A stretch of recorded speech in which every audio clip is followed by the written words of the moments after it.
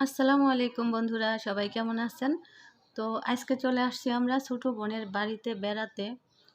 তো ছোট বোনের বাড়িতে বেড়াতে এসে মানে ওদের আবার আম গাছ আছে, অনেকগুলো আম ধরেছে এবং জাম গাছ আছে, অনেক জাম ধরেছে।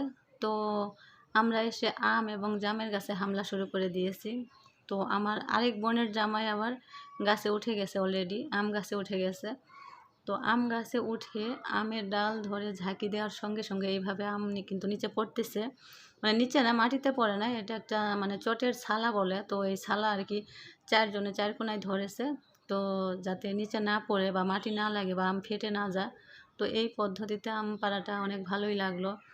তো আমি একটা আম খেয়ে দেখলাম, আম অনেক মিষ্টি। তো দেখতেই পাচ্ছেন অনেক পাকা আম কিন্তু। তো এখন কিন্তু অলরেডি জাম গাছে উঠে গেছে আম, এবং জামের গাছটা অনেক কাছাকাছি।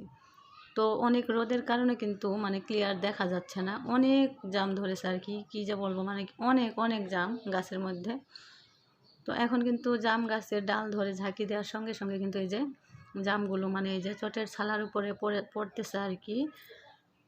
তো দেখতেই পাচ্ছেন এই পদ্ধতিতে আম পাড়া আমার কাছে ভালোই লাগলো আর কি। তো তারপরেও কিন্তু মাটিতে পড়ে যাচ্ছে অনেক জাম, কিছু করার নাই আর কি।